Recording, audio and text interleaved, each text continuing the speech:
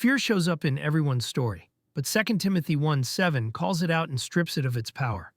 It reminds us what God has already placed inside us. For God has not given us a spirit of fear, but of power, of love, and of a sound mind. Paul is writing these words to Timothy, a young leader that was facing pressure, persecution, and uncertainty. And what does Paul remind him of? Paul does not remind him of his talent, and not even his past experiences and testimonies of what the Lord has done for him. Paul reminds him of what God has placed inside him.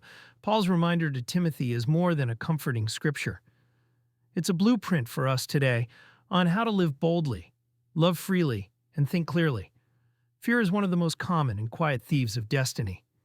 Fear isn't just being scared of the dark or startled by a loud noise. Fear is often subtle. It's the hesitation to step forward, the whisper that says, "You're not enough." It's the insecurity that keeps us playing small, even when God has called us to something bigger. Fear convinces us to build walls instead of taking risks. It tells us to settle instead of to stretch. It holds us hostage to what-ifs instead of letting us live in even if. But here's the thing. Fear doesn't come from God, and if it didn't come from Him, it doesn't belong to us. Many times we treat fear like a personality trait. I'm just anxious. I'm just cautious. But Paul calls it what it is, a spirit, something external that tries to attach itself to us, something we can recognize, resist, and release. God replaces fear with three main things to ensure we are victorious. God replaces fear with power. Not worldly power, not domination or control, but spiritual power. The Greek word used here is dynamis, from which we get dynamite. It's explosive, active strength. This is the same power that raised Christ from the dead, and it's alive in you. It means when fear says you can't, power says you can through Christ. When fear says you're alone, power says you're backed by heaven. You may not feel powerful in every moment, but power is not a feeling. It's a gift and a presence inside you.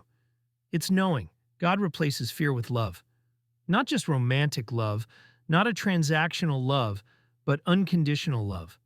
Love that is steady, patient, and without expiration dates. Every human being desires love. It's a basic need. It's woven into us because we're made in God's image, and He is love. But here's the tricky part. We all give and receive love differently. What looks like love to you might not look the same to someone else. Some people need words, some need time, some need action. Some accept love easily. Others have walls built from past hurt. But God's love cuts through all of that. His love is not performance-based. It doesn't waver when we fail. It doesn't shrink when we doubt. It is solid, reliable, secure.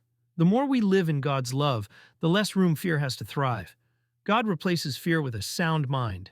This phrase, sound mind, is so deep.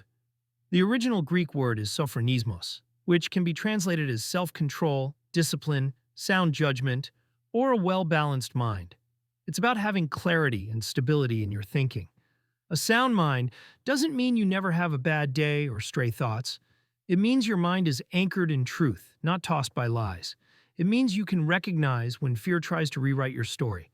You say, "No, that's not what God said."